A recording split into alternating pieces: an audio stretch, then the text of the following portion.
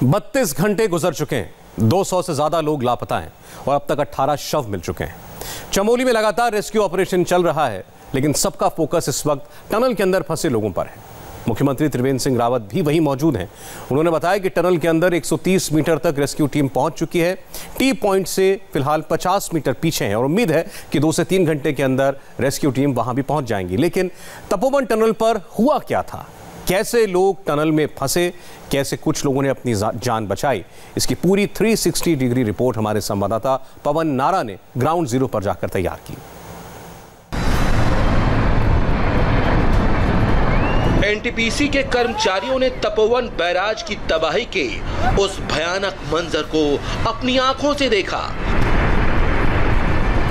उस खौफ, उस डर को महसूस किया। उन्होंने वो तस्वीरें हमें भेजी हैं, जिसे देखकर आप भयावहता का अंदाजा लगा सकते हैं। तेज आवाज और गड़गड़ाहट के साथ लाखों टन का मलबा आया और बैराज से टकराया। ग्लेशियर फटने की सूचना मिल चुकी थी। वक्त बेहद कम था। 250 फीट नीचे करीब 100 से 150 मजदूर काम कर रहे थे।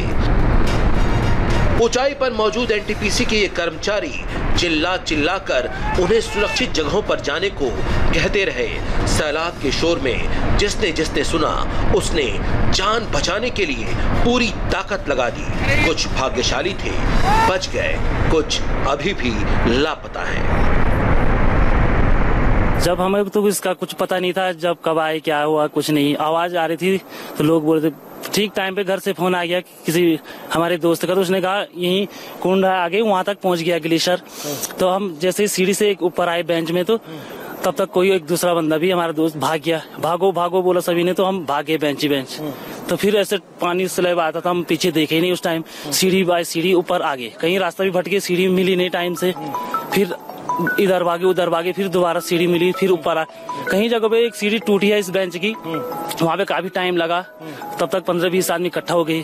फिर ऐसे में कोई एक अपना सोच रहे थे, ऐसे ही में एक दो करके आते रहे ऊपर। 1 मिनट लगा होगा, 1.5 मिनट लगा होगा, 60 फीट, हाँ इतना ही लगा होगा। इतने में ही भाग गए थे। जो तबाही के इस दर्दनाक और दहलाने वाले हादसे को पॉइंट टू पॉइंट हमारे संवाददाता पवन नारा ने समझने की कोशिश की, और जो बातें उन्हें पता चली उसे सुनकर आपके भी होश फाख्ता हो जाएंगे। उन्होंने बताया कि 2 सीढ़ियों की वजह से 30 मजदूरों की जान बच गई।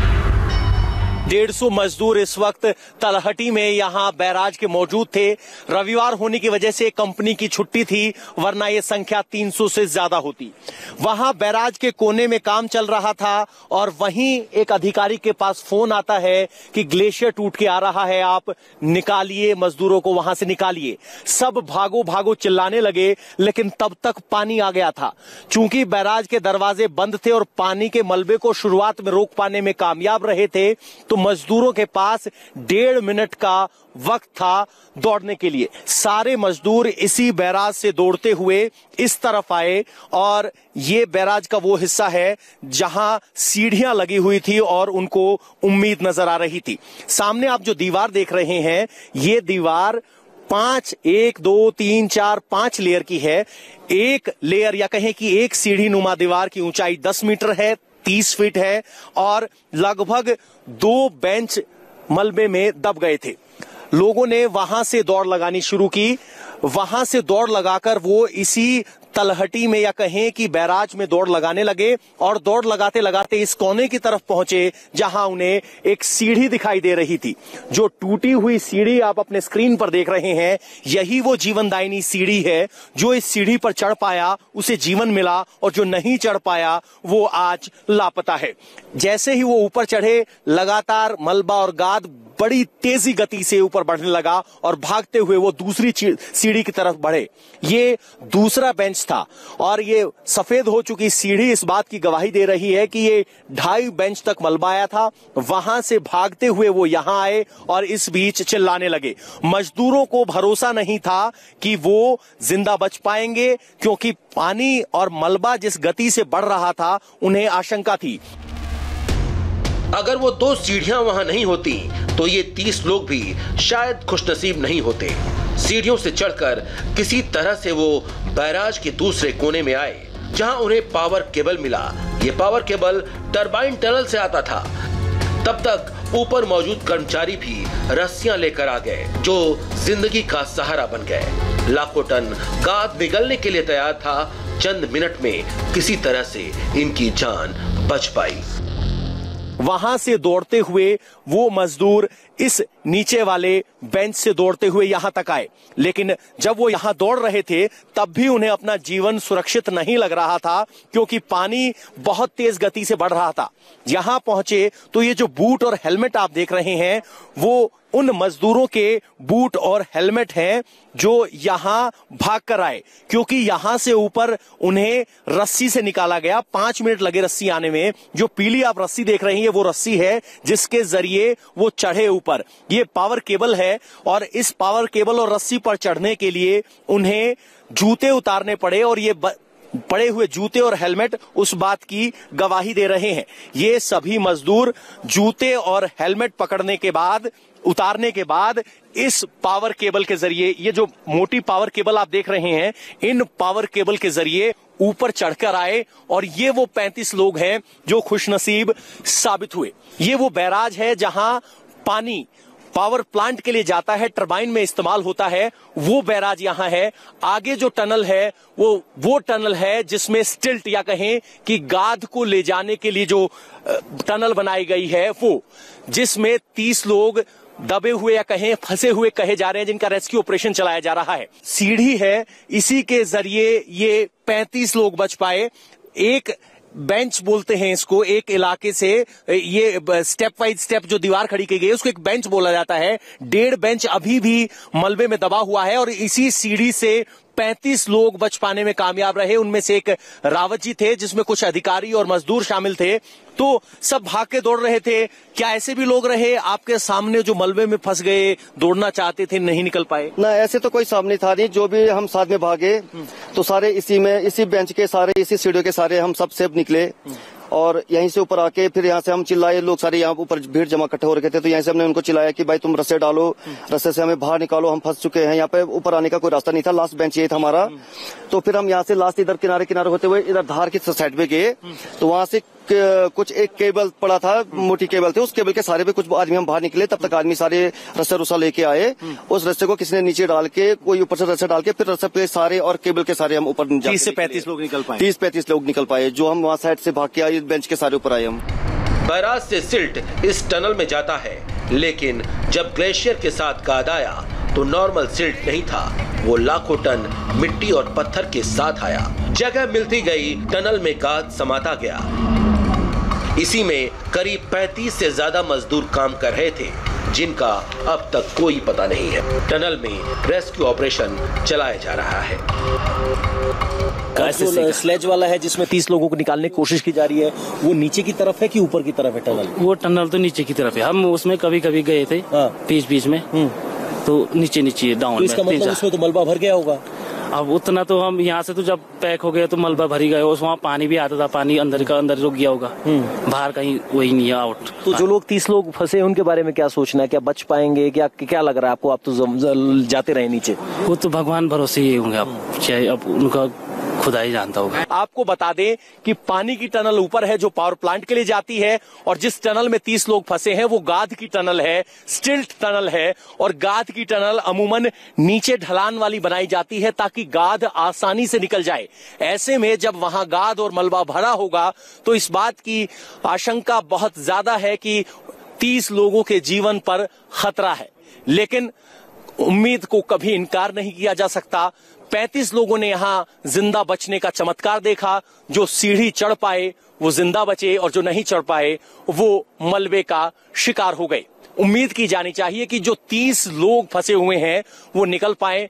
हालांकि तकनीकी तौर पर उनके लिए संभावनाएं वक्त के साथ सिमटती जा रही हैं, लेकिन चमत्कार से कभी इनकार नहीं किया जा सकता। उम्मीद की जानी चाहिए कि चमत्कार हो और वो 30 जीवन भी बचाए जा सकें। जैसे 16 लोगों को रेस्क्यू किया गया छोटी टनल से, जैसे 35 लोग यहां से निकल पाए। और सबसे बड़ी बात ये कि रविवार का दिन इनके लिए बहुत जीवनदायिनी रहा, क्योंकि अगर रविवार नहीं होता तो यहां लेबर की संख्या 300 से ज्यादा होती। चश्मदीदों ने बताया सिर्फ 1.5 मिनट में मलबा 60 फीट ऊपर आ गया। 29 लोगों में से रावत जी भी लकी थे। उनका कहना है कि अगर बैराज की ये कंक्रीट की दीवार नहीं होती तो शायद कोई जिंदा नहीं रहता। कंक्रीट बनाते हैं तो वो आपको लगता है बहुत मजबूत है, आपको लगा था कि ये मजबूत रोक लेगा उसको, या आपको लगा कि अब गड़बड़ हो गई? नहीं, मजबूती पहले से हमको पता था मजबूत है, इसलिए वो बेंच जिधर टॉप में बचे हुए हैं वो सारे पिलर ऐसे ही अभी भी हैं, वो मजबूती है उनमें, इसलिए वो ज्यादा फ्लड नहीं। तो जितने हम 30-35 लोग भाग पा रहे थे तो वो भी नहीं भाग पाते हम, क्योंकि बीच में करी हमारा ये जो कंक्रीट पड़ा हुआ वॉल है इसने काफी सपोर्ट किया हमको। 30-35 आदमी जो हम बच पाए, इस वॉल ने हमको काफी सपोर्ट किया है, क्योंकि इस वॉल ने हमको ये मलबा एकदम से आने नहीं दिया। कुछ देर रोका रहा, हमें मतलब बचने का पूरा मौका मिला, तब तक हम यहाँ से ऊपर बेंचों के सारे सीढ़ियों के सारे हम ऊपर निकल चुके थे। जो बच गए वो ऊपर वाले का शुक्र मना रहे हैं और जो लापता हैं उनकी जिंदगी के लिए दुआ की जा रही है।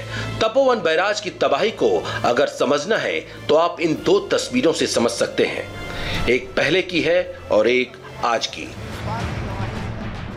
पहले बैराज की शक्लो सूरत ऐसी थी, 2 टनल हैं, एक टनल से पानी जाता है, दूसरी से सिल्ट। लेकिन तबाही के बाद पूरी तस्वीर अब बदल गई है।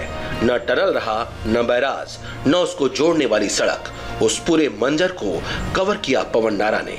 उसे देखिए, फिर आपको समझ आएगा कि तबाही कैसे आई और क्या क्या निकल गई। इस वक्त मैं ऋषिगंगा हाइड्रो प्रोजेक्ट की 12 फीट चौड़ी दीवार पर खड़ा हूं और यही इकलौती दीवार है जो इस हाइड्रो पावर प्रोजेक्ट की बची है। नीचे आप लगभग 250 फीट गहरी खाई है। यहाँ बैराज हुआ करता था पानी को कंट्रोल करने के लिए, टनल हुआ करती थी। टनल का मुहाना सिर्फ दिखाई दे रहा है। बैराज के लिए जो पिलर बनाए गए थे वो पिलर के कुछ टुकड़े और सरिये दिखाई दे रहे हैं, बाकी सब मलबे में तब्दील हो गया है। पानी एक छोटी सी धारा के तौर पर बह रहा है। वो पानी जो यहाँ का लगभग 300 फीट के ऊपर था, उधर अगर आप देखेंगे तो आपको सड़क की रेलिंग का लोहा दिखाई देगा। ये वो रेलिंग का लोहा है जो इस बात की गवाही देता है कि यहाँ कभी सड़क हुआ करती थी। लेकिन फिलहाल यहाँ कुछ सड़क नहीं, कोई डैम नहीं, सब विनाश यहां हुआ है और ये विनाश की ग्राउंड जीरो वाली रिपोर्ट है।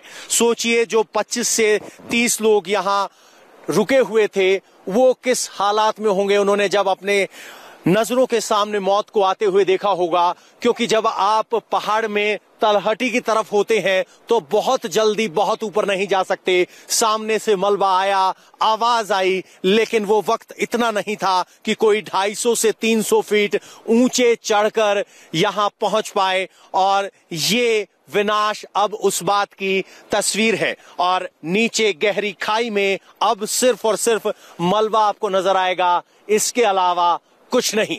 जहां हम खड़े हैं ये इकलौती हाइड्रो डैम की निशानी बची है, बाकी कुदरत ने सब शून्य कर दिया।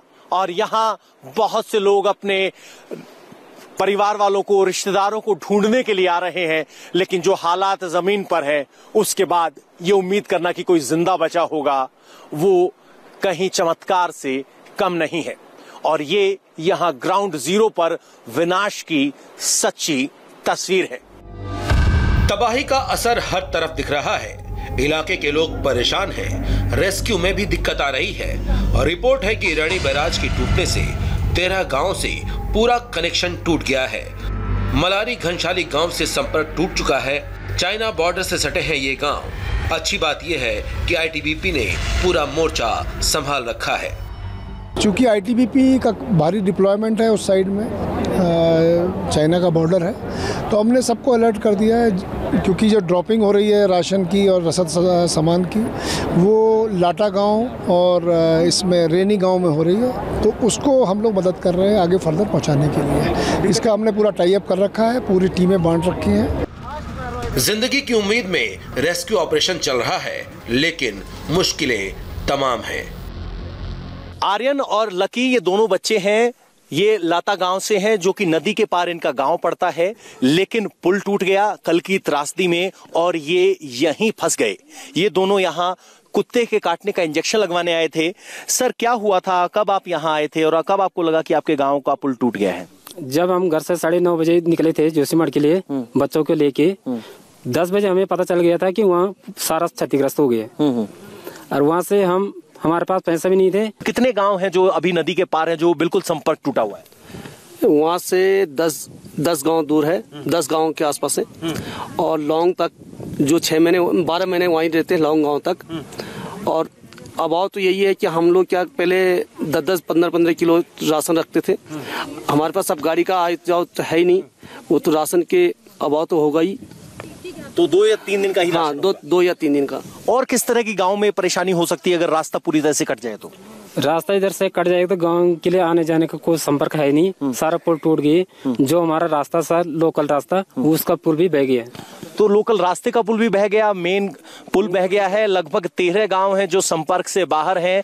पहले पहाड़ों में लंबा राशन रखने की परंपरा होती थी, लेकिन जैसे जैसे कनेक्टिविटी बढ़ी, लोगों ने राशन स्टोरेज कैपेसिटी को घटा लिया और अब नतीजा ये है कि 15-20 किलो अनाज से ज्यादा नहीं होगा, जो कि 2 या 4 दिन चल सकता है और पुल बनने में महीनों का वक्त लगेगा। यानी इन गांव वालों के सामने परेशानी ये है कि कैसे राशन मुहैया कराया जाए।